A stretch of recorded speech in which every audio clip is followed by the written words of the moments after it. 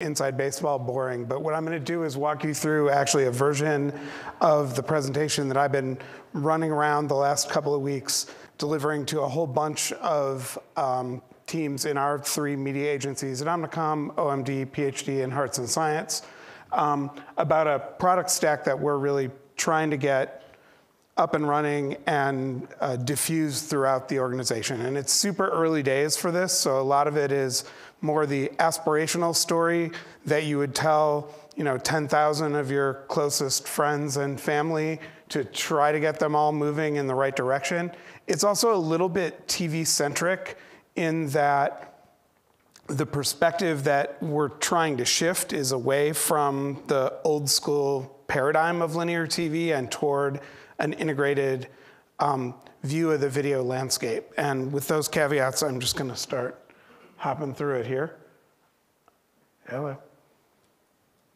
Clicky click. Yay. So I'm going to talk a little bit about TV in transition, just sort of where the industry is and what direction we're moving. I'll get into some research my team did a couple years ago with Hearts and Science called The Unreachables that gets to the point that I think Jesse made in the last panel about, there are CPG clients who are obsessed with reach, and what do you do about that? Thinking about the notion of stacking of video viewership, our journey in picking a platform and trying to cobble together a way to address the needs in the marketplace, the way we look at data at the core of that platform, some of the components, and then a couple of early glimpses of how people are using this practically in the field from sort of an internal alpha that we've been going through the last year or so. So shocking, I'm sure, to everyone in this room, TV is changing. New distribution models have shifted things really far, and kind of other folks have had slides like this. I'm not going to go into it too far. The good news, as we tell the story to my colleagues, is there's some technology and data finally coming to market to start to put all the pieces back together. And it's, as I said, early days, but at least the trend is our friend, right? The way I characterize the main shift, though, is one from TV as a content-first medium and media generally as being content-first. And we sort of forget now, 25 years into the digital world, depending on what you count as the beginning, that the audience-first world that we're used to today, where you can actually define targets that aren't age, gender demos and use data, cookies, or whatever to go find those people, use ad servers to go find them independent of the content that they're in. That's all different than the way it used to be. The way it used to be is the ads were burned into the content streams, and it was measured by the magical panel of people who would formerly judiciously write down every time they were watching something on TV, and more recently would precisely press a button every time they entered or left the room to make sure that their demographic representativeness got counted in the panel that scales up to everybody. And it was an age, gender, demo world, and everything was easy. Well, I still have people in my company who buy as if that were how all of media worked today, and that it's challenging, and we're teaching them carefully and thoughtfully and bringing everybody along for the ride, because that's sort of how we generally do it, and trying to get them to understand that in the world where content and ads being separated and deliverable by different streaming servers, you need to look at delivering or measuring against actual delivery. And we're still not very good at that as an industry, and I think there's some folks talking tomorrow about OTT measurement, so I'm not going to steal their thunder.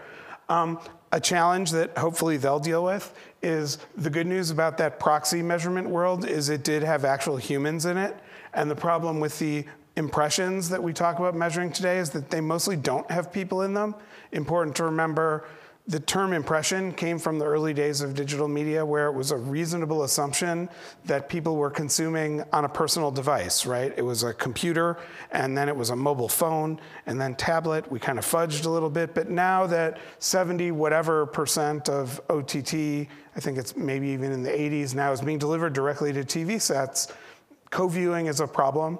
It's one where there's literally no direct measurement in the marketplace right now. So see me after class if you want to talk about how to make that better. That's what I've been saying in my presentations. Anyway, so we can do measurement against precise targets. Maybe not as precisely as we like, but at least we're moving there.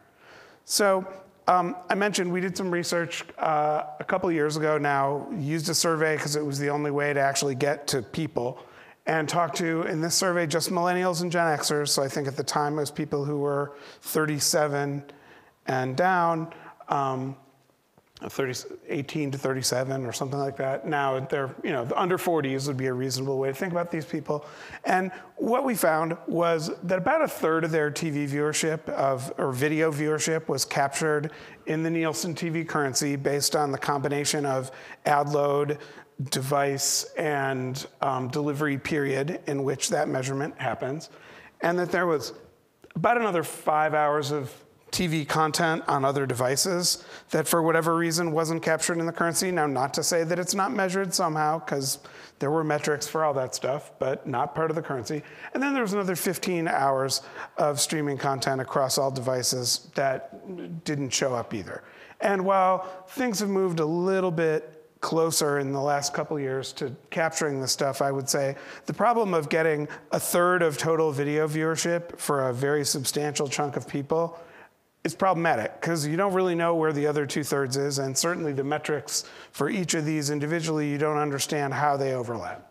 And the other challenge we had was that 47% of the people in our survey said that they watch no Nielsen-measured television whatsoever, and we didn't ask the question that way, but we asked all these different buckets, and they literally reported no viewership in that top left-hand corner where the currency operates. And again, the takeaway from that, to my mind, is that there are people who are abandoning linear TV as a method of viewing video altogether, and that no unmeasured combination of trying to chase the half of those that are still watching and the half that aren't using traditional measurement is going to get you there. You need to start to understand who's doing what. So measuring, as I said in the content versus audience first slide, the who's doing what, not just the bulk count of how many are doing something. Another nice way to look at this is linear television ratings measured by the currency over 12 to 13 to 17, 18 from blue to red. If you look at everyone together, 18 to 49, which is the left-hand side, it looks like 5% a year attrition, no big deal. But if you look at the 18 to 24 bucket, it held sort of constant over 12, 13 to 13, 14, and then has been falling off a cliff. It's dropping about 11% a year. And that actually syncs up pretty well if you look at that one and the one next to it with the unreachable stuff that we talked about a minute ago. This is actually measured by that magic button pushing currency. So, even you're going to see this no matter where you look at it. And the only way you get to an average is to add it all up together, right? So someone said earlier that we're still doing okay in terms of reach against older demographics. That's declining too. And again, I think the important thing to note is not, is this the same people viewing less? But to remember that in many cases, it's people who are shifting all of their viewing to a different mechanism, and that the traditional forecasting reach overlap between media in a world that's changing this fast, probably, random duplication models are probably not getting you the right channel allocations anymore. That's my big takeaway.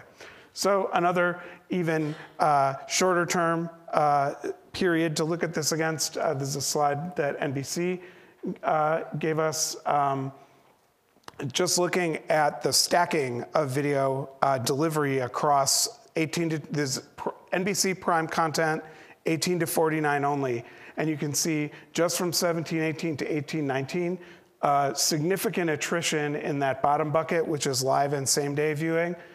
DVR holding steady, VOD holding steady. All of that viewing basically went to OTT, and thereby causing a 52% year-over-year increase in OTT viewing, again, of like versus like content. And so, again, I would say the thing to think about is how the same people are watching, not whether they're gone.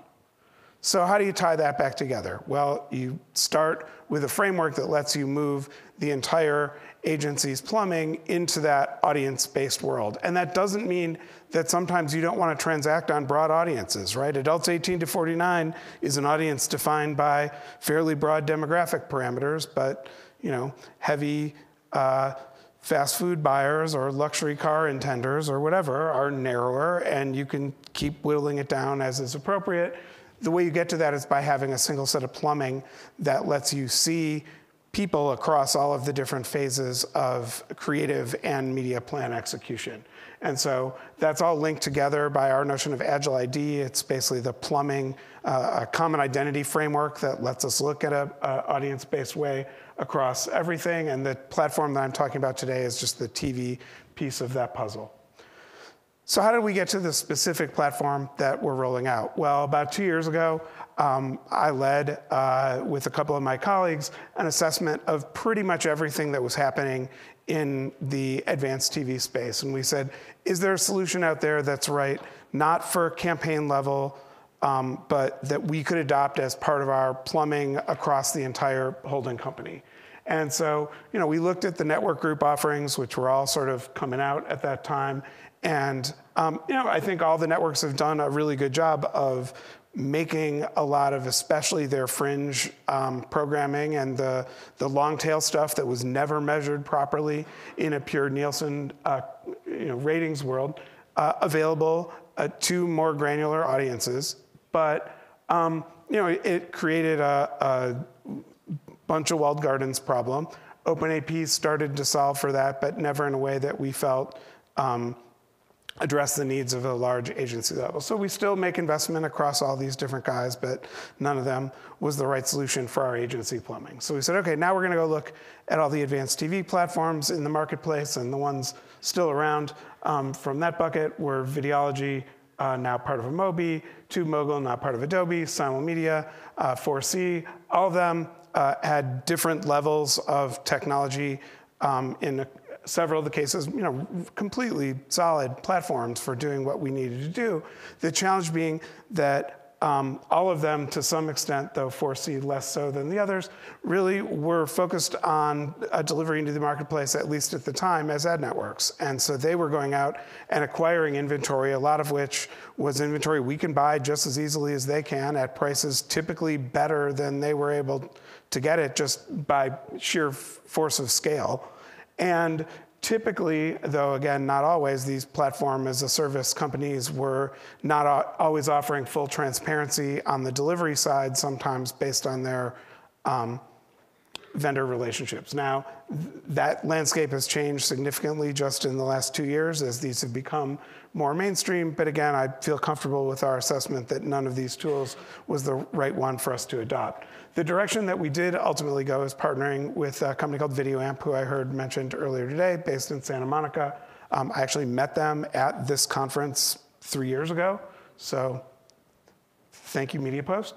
And our goal, and again, this is just the big vision slide, is to be able to take that same client and audience targeting data from first or third party sources, from viewership, whatever, to push it through planning, optimization, allocation, and measurement across all three of the buckets of what we would call addressable TV. So looking at IPTV being the relatively easy one and the focus of a lot of the conversation here, but also not forgetting our household addressable friends who, between what the folks at Modi are doing and what one-to-one at Cadent is doing, and NCC and Xandr are at least making it easier to do what was formerly really annoying and difficult, which is to execute household addressable plans across, again, we buy nationally, so we want to be able to see all of it together.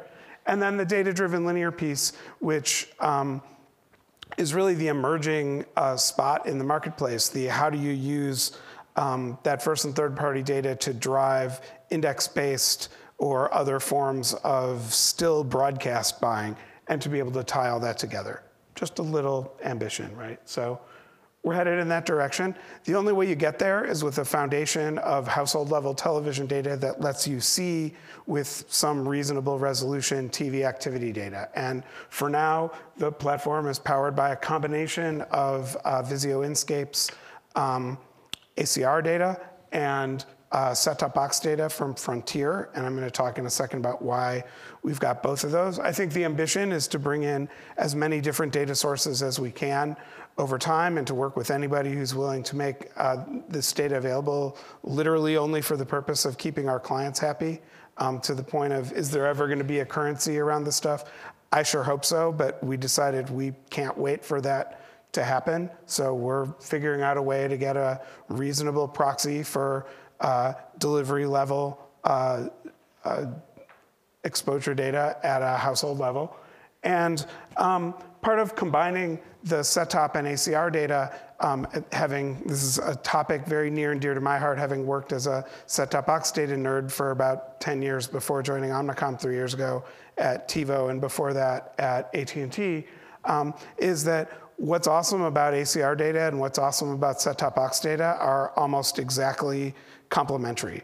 So set-top boxes, you typically pick up all the TVs in the household, but you don't see anything that wasn't on cable, which means you don't see non-cable or satellite households. You don't see any OTT or other kinds of on-demand programming. Anything that's not delivered through the set-top box, you're not getting it, no broadcast, et cetera. On the other hand, in a smart TV ACR data world, you can potentially see, with some limitations, all of those different inventory sources, but you only see them across the number of TVs in a household that are reporting to you and across only the households that have that particular brand. Now it happens, Vizio has a fairly decent national footprint that is easily statistically correctable to be nationally representative.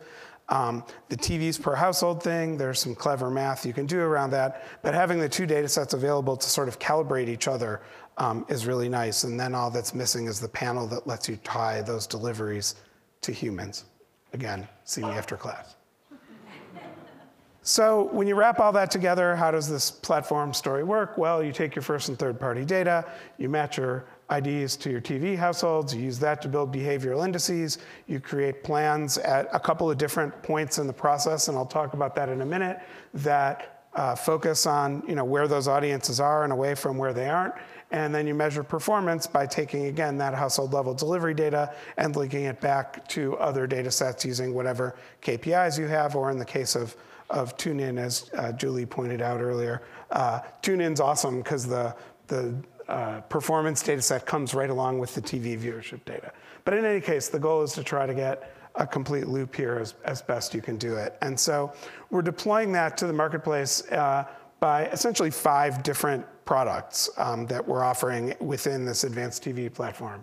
And where we're focused right now is starting with the 2 on the top. So putting in place a cross-screen measurement framework that works by either log level or tag-based delivery measurement on the digital side, combined with the household level delivery data on the linear TV side, and using that to just start to get a view of deduplicated reach and frequency across the currency measured and non-currency measured video buckets, for lack of a better way to describe it.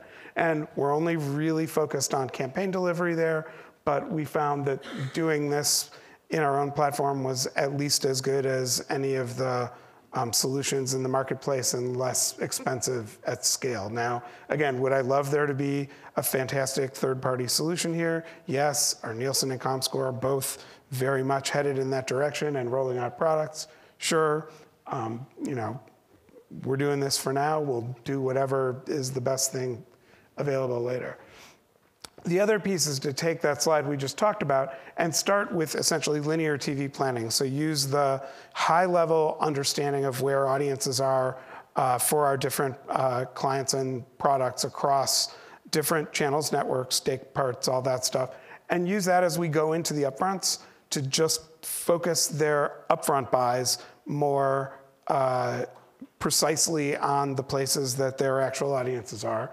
And to go from there to then, because most of our clients are giant companies with multiple brands, to go one level deeper, which is to allocate their upfront purchased inventory using the more advanced targeting data and start to put together plans that have a little bit better focus on being in the right place with the right message at the right time.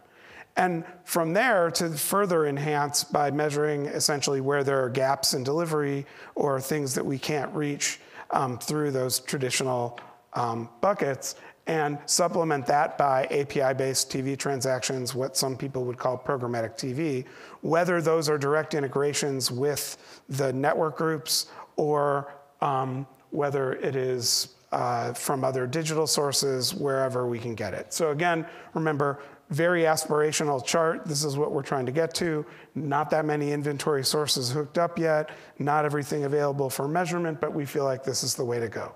And then finally, over on the left in the little red bubble, is the TV digital segments, which is using television behavior to create targetable segments on the digital side and trying to use that for, again, reach frequency augmentation, or in some cases even suppression. So we know that these places indexed really, really highly on delivery to our target on linear TV. We're going to not go there when we buy other stuff.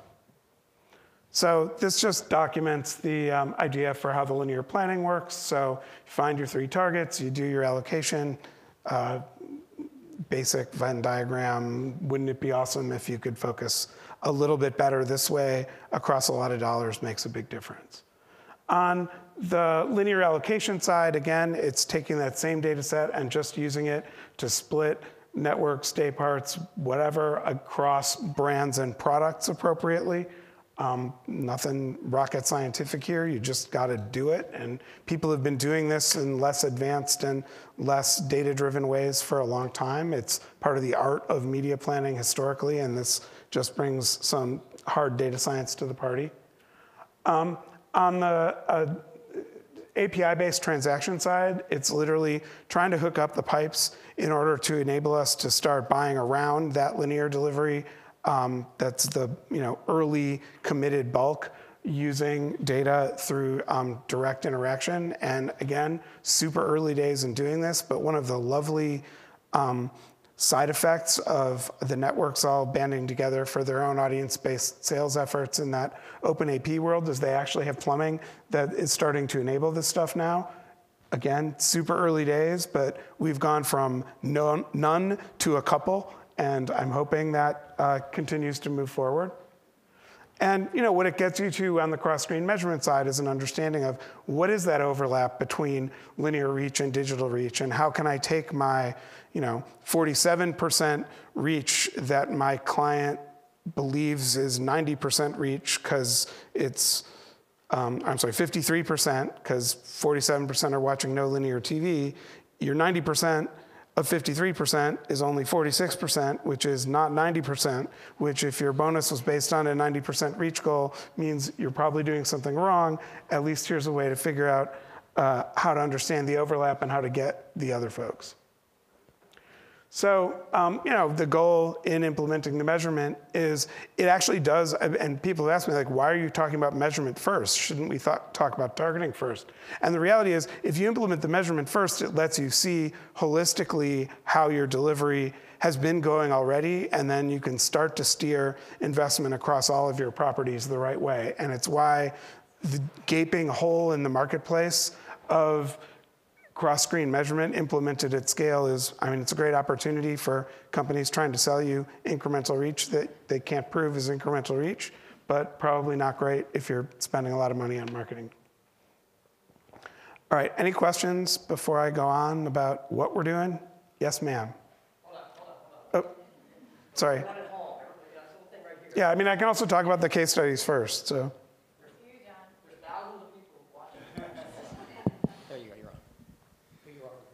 Okay. Hi, I'm Julie Anson Magna. Without giving too much away about my own version of the deck, because John and I have had a similar 2-year journey, and he also likes that I ask questions, so this is okay. In your own thought process and vetting of the entire new fancy word of 2019 Lumascape, what about your choices led you to bringing in a third-party platform to power an internal system versus building it yourself? That's a great question. And in fact, coming from a software and data company before Omnicom, my first pitch was, hey, shouldn't we just build this ourselves? And though Omnicom certainly has done that, and we're sort of doing it with Omni, it's a similar approach where we're tying together the best-in-breed stuff from outside. And I think our concern was literally about being able to hire enough of the right people fast enough and keep them focused on building it internally versus working with a company that conveniently for us was in the midst of a transition from being a video DSP to wanting to learn more about linear TV at the same time that we were trying to make linear TV look more like digital. So part of it was luck and just finding a couple of partners with VideoAmp, and honestly 4C was sort of in the same place at the same time, who kind of wanted to go on the same journey we were going on anyway, and it helped make it easier to justify the cost and allay internal fears about being able to do development ourselves. So literally, big company being smart about what it does well. Jonathan, quite an indictment on our most sanctified currency in our industry. If I looked at the numbers correct, Nielsen is currently measuring only about 20% of activity, according to that. No. As much, at least a third. And again, to be precise, in the currency, right? So it's not that the other stuff doesn't get measured elsewhere. And our goal in that unreachable story was much more to focus people on looking at the holistic problem than to beat up Nielsen's methodology. No. So my question is, Nielsen's linear measurement system is not perfect either. I mean, it only measures, I think on any given day, only 70% of its huts and putts are attributable to a viewing source because they're not able to report it. Some of it's baked into on-demand in other places. So my question for you is, in your method, what is your actual coverage? How much of your universe is dark versus lit? I can't answer that question right now. That's a calibration that we're working on today. Well, is it better than what Nielsen is doing? It depends very precisely what you look at. So the way I would say generally, I mean, people like to beat up on Nielsen, but we should really be beating up on ourselves for believing that the thing that we use as the currency is also the truth. And that was never true, right? I mean, there's always been, to your point, deficiency in any measurement system has places that it works better than others and a level of error associated with its measurement methodology. It's too early days for us to talk about where exactly we are in that calibration with these data sets. We literally aren't even in production with the merged ACR and set-top box data yet, but the data point to that being a good solution and a much better one if I can get a couple more ACR data sources and a couple more set-top box data sources. So I guess I'll defer an answer to maybe a year or two from now when I have those numbers. The story we're telling today, and I'll talk about this in my conclusion, it's a parallel path story anyway. So you don't have to believe these numbers at the currency level because we're not asking anybody to trade on it today necessarily. Hi, how are you? So I'm Nadine McHugh. I'm from L'Oreal. Nice to meet you. And nice I to meet you. applaud you for taking such initiative because it's definitely needed. Question is, and it kind of ladders back to what you just said about methodology. There are a lot of different factions, I guess, if you will, out there trying to solve for this. And it feels like we need an industry solution.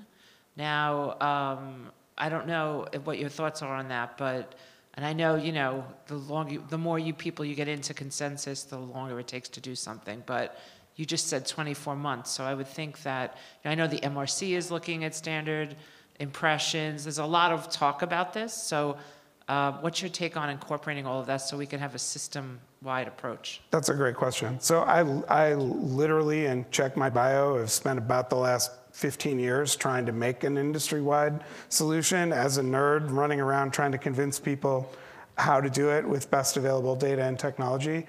And I think then I took this job and was both happy about the opportunity that it created and also understood much more why I had never been able to sell any of those other solutions, however good they were. Because people didn't understand what I was talking about. And literally, I figured out in about month 7 at my job that everyone had just been nodding their heads when I was talking, and they had absolutely no idea what I was talking about when I would talk about granular TV measurement data, because it just had never been a thing that anyone cared about. So the reason I've adopted the approach of trying to start with the clients and the marketplace and with the education, and as I said, this is the story we're taking out to our own teams and our own clients, is to get them to understand that the world has changed and demand that there is an industry-wide solution for it. Because I think what happens otherwise, absent demand and absent demand with urgency associated with it, what you end up with is 97 people in a room trying to get consensus on something that they're never going to agree about. So this is very much a better is the enemy of the good way to implement that. And part of what I do is literally try to go around to all of the people who could supply data into this and talk to the MRC. I'm happy to talk to or work with anybody who wants to get to this, but I feel like if I can't drive that from the demand side, then none of that matters. Yeah, okay. So just, these are super quick. This is actually the biggest deployment that we've done. It was one of our large companies over the last year who just wanted to figure out whether it was their first foray into using first-party data. And they said, if we actually have this level of understanding of our clients and of our customers, rather, is there a way that we can get to a more efficient distribution of our dollars across the segments that we care about while maintaining our spend constant? So they weren't even necessarily looking to pull money out, but they were looking for how much money they could pull out if they wanted to and not ruin their delivery against GRPs or against their new target. So and this was not in a self-service platform. There was a bunch of manual intervention required, but the idea was literally to take their last year versus this year data and say, could we do a little bit better if we looked at it against our baseline plans against our optimized targets? And we were able to get about 120 index across almost all their audiences on broadcast prime while holding spend constant. And we were able to do even better across most of cable with only a small hit to 18 to 49 GRPs in total, and again, keep the spend constant. So, in this case, it's significant over delivery against audiences they cared about without having to spend more dollars. The other, and this is more of a wireframey story that is also a work in progress, is an identity linked stack to get to that ability to fill in what under delivery on the linear side with data that comes from data and inventory that comes from other places. So NBCU has driven much harder and at scale than anybody else I've seen in the marketplace, trying to move both toward new ways of measuring and toward the ability to offer direct API connectivity to their inventory, again, under limited circumstances for very small use cases with them controlling the pricing, but at least moving in the direction of it being automated all the way through.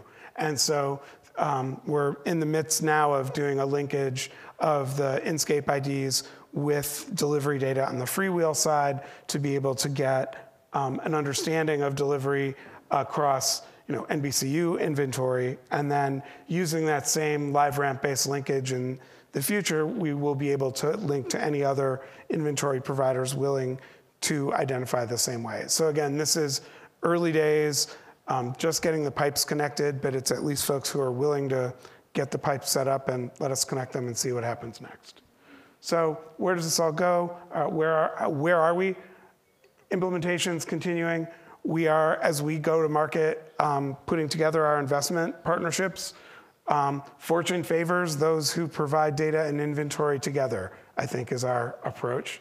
We're trying to get all of our people bottom up and top down at the same time, familiar in this language prior to the upfronts, and that is an audacious goal, but literally, learning is repetition, so getting it in front of people once and having it in context and in their brains as they're thinking about it should hopefully help.